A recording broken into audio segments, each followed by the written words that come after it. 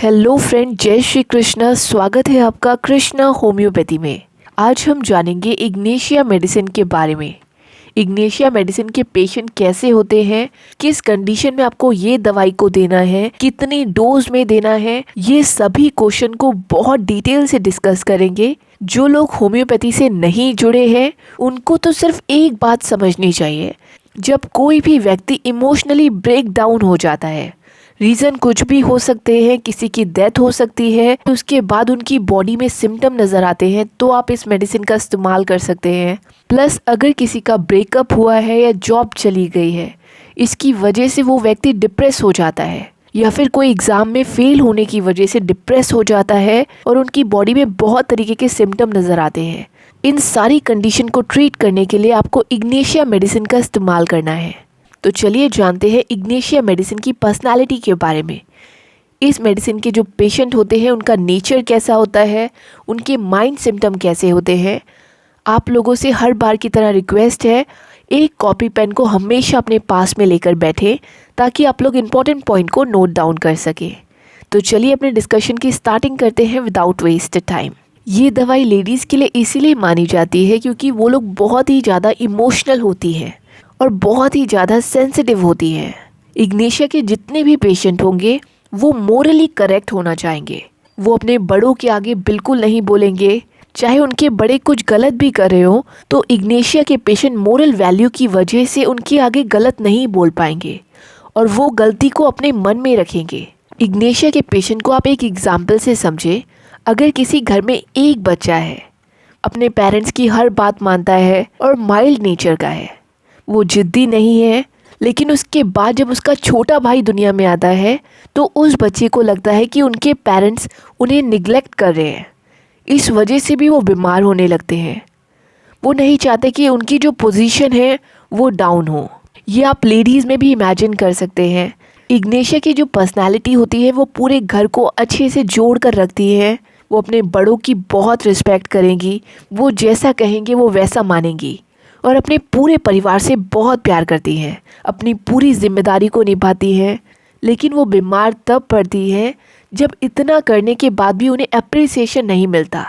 तब भी वो अपनी मोरल वैल्यू की वजह से उनकी डिसरिस्पेक्ट नहीं करती। वो अंदर ही अंदर खुद को गिल्टी मानती है, जिसकी वजह से वो बहुत शांत हो जाती है और उनकी बॉडी में कोई ना कोई सिम्टम नज़र आने लगते हैं। ये इसीलिए होता है कि उन्होंने अपनी फीलिंग को एक्सप्रेस नहीं किया और अपनी बॉडी के अंदर उसे सप्रेस कर दिया। तो इस कंडीशन को सॉल्व करने के लिए आपको सिर्फ इग्नेशिया मेडिसिन का ही इस्तेमाल करना चाहिए। ये अक्यूट केस में बहुत अच्छा वर्क करती है। अक्यूट केस यानी जो रिसेंटली हुए हो। अगर यही केस क्रॉनिक है यानी सालों पुराने हैं और पेशेंट बहुत साल पुराना दुख अपने अंदर लेकर बैठा है, तो उस कंडीशन में आपको नेट्रम्यूर मेडिसिन का इस्तेमाल करना है। नेट्रम्यूर भी सेम ऐसे ही वर्क करती है, लेकिन वो क्रॉनिक केस में वर्क करती है। कोई भी पेशेंट अगर आपकी क्लिनिक में आकर आपको बताता है कि उनके कोई लव वंस की डेथ होने के बाद उनकी तबीयत बहुत ख़राब हो गई और तब से ही उनकी बॉडी में कोई ना कोई सिम्टम नज़र आ रहे हैं, तो इस कंडीशन को सॉल्व करने के लिए आपको सिर्फ इग्नेशिया मेडिसिन को सिलेक्ट करना चाहिए। 200 पोटेंसी में आपको इस दवाई को हफ्ते में सिर्फ एक बार देना है, सुबह के टाइम पर 2 ड्रॉप। फिर अगर पेशेंट को रिलीफ मिलता है तो आप इसे अगले हफ्ते फिर से रिपीट करें और जब आपको लगे पेशेंट के अंदर जो आराम है वो रुक गया है, तो उस कंडीशन में आप इसकी 1 ml पोटेंसी को दें एक बार बस।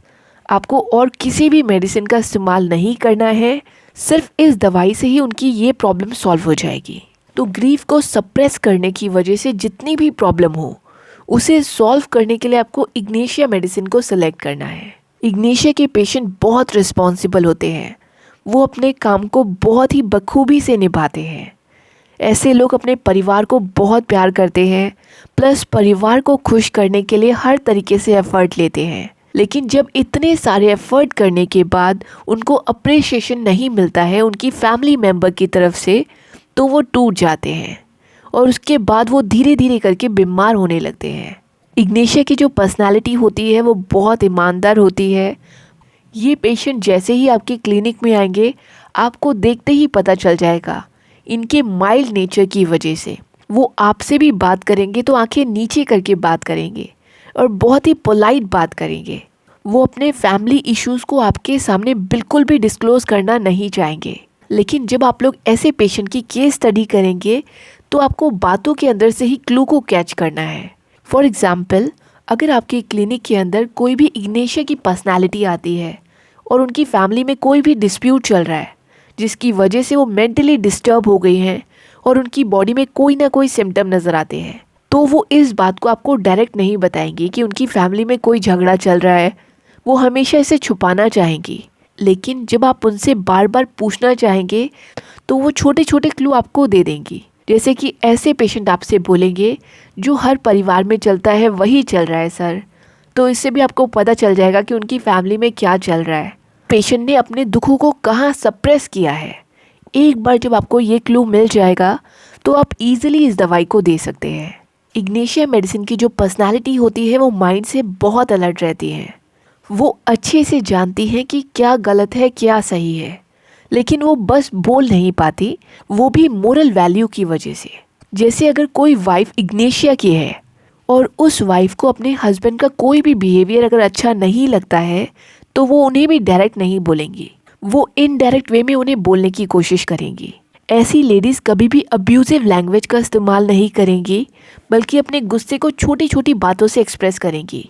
जैसे वो बात नहीं करेंगी जिससे कि उनके हस्बैंड उन बातों को अपने आप समझ जाएं। तो वो चाहती है उनके दुखों को कोई और समझे, उन्हें बताने की जरूरत ना पड़े। अगर ऐसा नहीं होता है, यानी उनके हस्बैंड उस बात को नहीं समझ पाते, तो वो अंदर से टूट जाती है और टूटने की वजह से वो बीमार होने लगती हैं। तो इस तरीके की पर्सनालिटी होती है इग्नेशिया पेशेंट की। इग्नेशिया की पेशेंट का एक बहुत इंपॉर्टेंट कीवर्ड है, इनके जितने भी सिम्टम होंगे उसमें कॉन्ट्रडिक्शन नज़र आएगा। इसका एग्जाम्पल आपको ऐसे समझना चाहिए कि अगर किसी पेशेंट के कान में दर्द होता है तो नॉर्मली कोई भी पेशेंट शांत रहना चाहेगा, लेकिन इग्नेशिया की पेशेंट को शोर में आराम आता है। इसे आप एक और एग्जाम्पल से समझिए। इग्नेशिया के पेशेंट को अगर थ्रोट में पेन होता है, यानी उनके गले में दर्द होता है, लेकिन उनको आराम आता है सॉलिड फूड खाने से, जबकि नॉर्मल पेशेंट को अगर गले में दर्द होगा तो वो लिक्विड डाइट पर रहेंगे, सॉलिड फूड लेने में उन्हें प्रॉब्लम होगी। तो यहाँ पर भी इनका कॉन्ट्रडिक्शन दिखता है। प्लस ऐसे पेशेंट को जिस साइड में दर्द होगा वो उसी पेन वाले साइड में अगर लेटते हैं तो उन्हें आराम आएगा। ऐसे पेशेंट को खाना खाने के बाद भी खालीपन रहेगा। एक और एग्जाम्पल से आप इस बात को समझिए। अगर इग्नेशिया के पेशेंट को कभी भी फीवर होता है तो उनको शिवरिंग के टाइम पर ओवर प्यास लगेगी, और जब उनकी बॉडी की हीट बढ़ जाएगी तो उनको बिल्कुल प्यास नहीं लगेगी। नॉर्मल कंडीशन में जब इंसान को बुखार होता है और उनकी बॉडी का टेम्परेचर बढ़ जाता है तो उस कंडीशन में प्यास लगती है, लेकिन यहाँ पर ऐसा बिल्कुल नहीं होगा। इग्नेशिया की पर्सनालिटी हर किसी की फैमिली में मिल जाएगी। जैसे कि कोई व्यक्ति इतना सेंसिटिव होता है कि अगर कोई उनकी इंसल्ट कर दे या फिर कोई उनको डांट दे तो वो बहुत बीमार हो जाते हैं। प्लस वो किसी भी बात से ऑफेंड हो जाते हैं तो भी वो बीमार हो जाते हैं, क्योंकि इग्नेशिया की पर्सनालिटी की सबसे बड़ी प्रॉब्लम है कि वो अपनी फीलिंग को कभी एक्सप्रेस नहीं कर पाते। उनको जब भी किसी भी वजह से दुख होगा तो वो उसे दूसरों को नहीं बताएंगे और अपने मन में ही रखेंगे। इग्नेशिया के सिम्टम तब बढ़ते हैं जब पेशेंट को कंसोल किया जाता है, उन्हें लगता है कि कोई सिंपैथी दिखा रहा है। उस कंडीशन में उनके सिम्टम बढ़ जाते हैं। ऐसे पेशेंट उस टाइम पर इरिटेट हो जाएंगे, वो नहीं चाहते कि कोई उन्हें सिंपैथी दिखाए। देखिए, हम कोशिश करें आपको इसे लेमैन लैंग्वेज में समझाने की, यानी कोई भी हम टेक्निकल लैंग्वेज का इस्तेमाल नहीं कर रहे हैं, ताकि आपको सिम्टम बहुत आसानी से समझ में आए।